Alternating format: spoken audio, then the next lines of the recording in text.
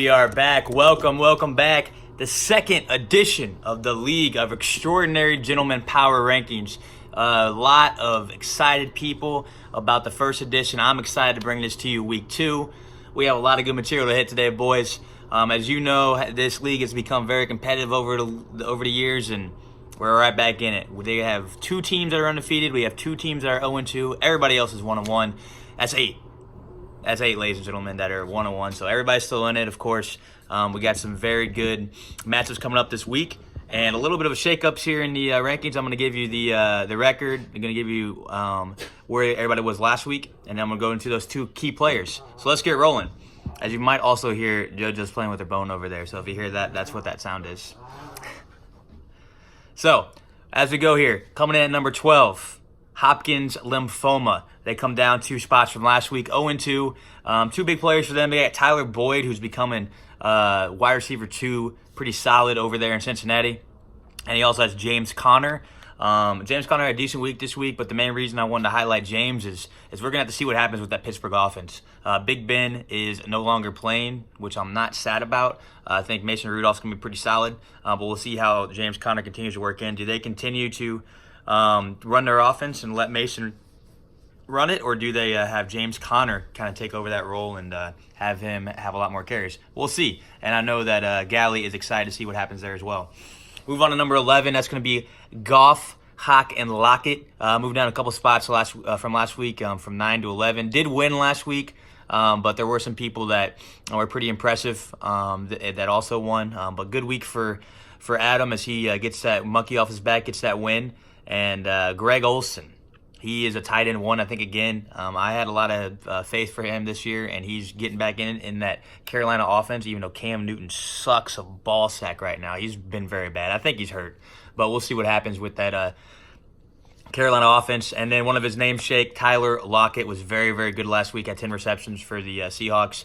Russell Wilson and Lockett, they had that chemistry developing the last couple years, and it's really, really hitting this year. That moved us to number 10. The No Luck Ponies got a big win last week, moved to 1-1. They were 12, as you remember, last week, and they moved up to 10. So a couple jump for Nace. I had to highlight the New England defense. You don't highlight defenses very often, but defenses don't play as well as the Patriots defense did last week. A huge week for them. Led him to the victory over Jordo, which was a really, really good matchup between the 2 of them.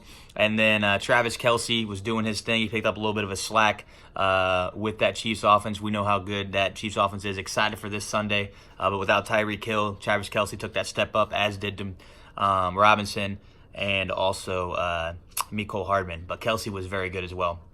Moves us to number 9. That's going to be the Scam Squad. Moving up from number 11, 2 spots. They are 2-0. One of 2-0 teams in the league. Had to move him up a little bit. Jackson's just doing his thing, just as Al Davis said, just win, baby. And he's 2-0 and hasn't scored that many points, but it doesn't really matter. If you win, you win. You guys know with us only having 11 regular season weeks, it's really, really important to get those wins whenever you can get them. And Jackson has 2 of them already. Kerryon Johnson was really good for him last week. And then O.J. Howard, he was out there on the field. But I guess they don't want to throw him the ball anymore, mostly because Jameis Winston is not good. But O.J. Howard is going to be more of the offense, I think, looking forward. He's very, very athletic. They spent a very high draft pick on him, so you got to be looking for greener pastures for O.J. Howard. That moves us to number 8, staying in the same spot, Jay Money.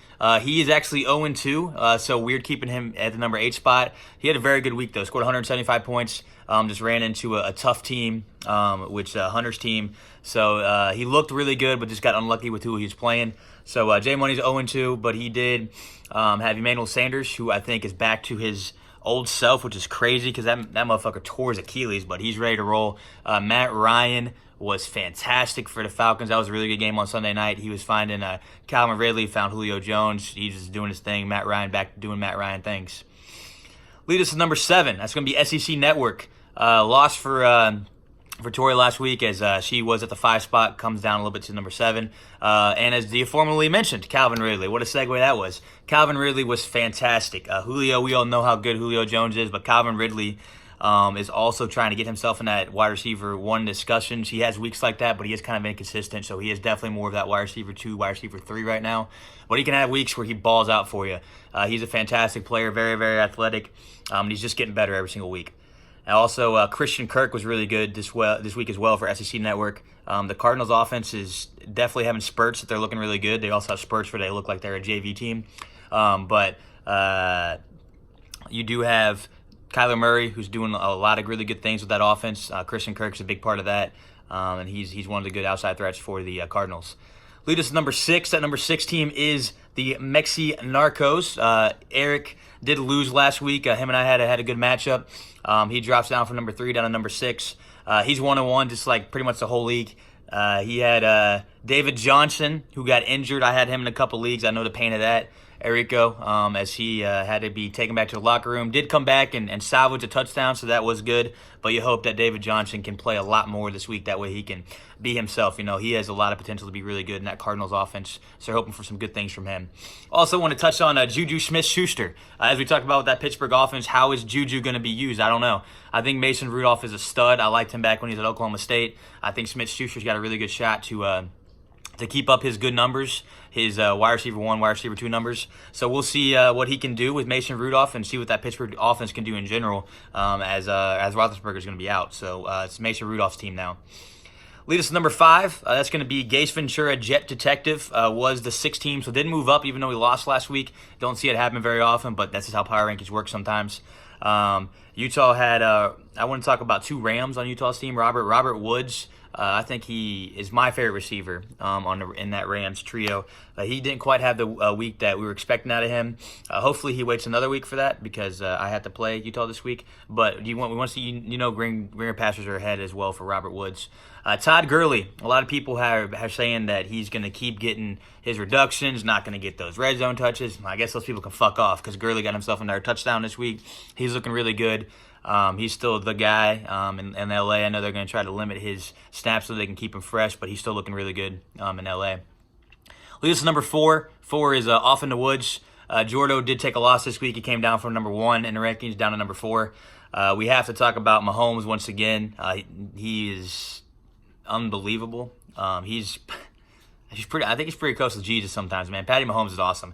We love Mahomes. Mahomes has a great matchup this week against the Ravens. I think that's going to be a really good game at Arrowhead. So I had to talk about him. I know we talked about him last week, but, I mean, when you're as good as Mahomes is, you got to talk about him every week. And then Josh Gordon. I had him in a couple leagues as well, Jordo, so I know that pain. I don't know what's going to happen in that offense with Antonio Brown now, but it didn't look great in week 1 or in week 1 of this experiment. So you want to see Gordon be more of the offense, but we'll see. It might be a tough little bit for Gordon with target hog that Antonio Brown is. That leaves us to number 3. I put myself there, 2-0. One of 2 teams with Jackie. Can't guard Mike or OBJ. Got to talk about Odell Beckham. He was fantastic in the primetime Monday night back in New York. He looked really, really good. That Browns offense looked a little bit better, as you can see here. Woke up feeling dangerous. But Odell was really good, excited about what he can do. I think he has even better games ahead for himself. I think him and Baker are just going to get more and more on the same page with those deep balls. I'm really excited about Odell. Also, free Aaron Jones finally happened. I don't know how long it's going to last because I just saw an update that the Packers are going to try to have more of a 50-50 split between Aaron Jones and Jamal Williams, which is one of the most stupid ideas I've ever heard because Aaron Jones is substantially better than Jamal Williams. But that's what the coach says, so hopefully Aaron Jones will be able to have games like he did last week. I don't know. I benched him last week, but he's going to be back in the lineup this week. Lead us to number 2. Number 2 is Run CMC. Big win for Brett over Utah last week. He moves up from number 4 to number 2. Zach Ertz was really good for him. I think with all the injuries that are in Philly, Ertz is just going to continue to do his thing, be that tight end 1. And you got to be excited about how well Carson Wentz is playing. And Ertz is a big part of that. Also, Chris Godwin. What a game he had. Godwin, a lot of people were talking about him sleepers, like he's going to be better than Mike Evans. I thought maybe that was a little bit of a stretch, but maybe it's not. Godwin's looking really, really good. He's fantastic on the sidelines. I think that he has potential to be really good for the Bucks this year, even though Winston does suck. Let me repeat that. Jameis Winston is not good. But Chris Godwin is a good receiver, and I think he can put up fantasy numbers. Lead us to number 1. If you guys have been paying attention, there's only one team we haven't talked about, and that is the defending champ. That is a Hunter. Insert team name here. Got that win to get back up to 1-1. Got unlucky in week 1 against Jordo. So he definitely could be 2-0, but instead is 1-1, just like the rest of the league. Dalvin Cook was unbelievable. I think that he is just a lot of fun to watch for the Vikings. So that was one guy I was able to point out. And then John Ross, he had a really good week in week 1, followed it up with another good week for the Bengals in week 2. Andy Dalton actually has some pretty good weapons over there, with Ross and Boyd. So I think the Bengals have a chance that offense to continue to be good. And that's the rankings. I'll go give it to you one more time. We got insert team name here. Number 1, Run CMC. 2, Can't Guard Mike or OBJ at 3. Off in the Woods at 4. Gase Ventura, Jet Detective at 5. Mexi Narco 6. SEC Network 7. J Money 8. Scam Squad 9. No Luck Ponies 10.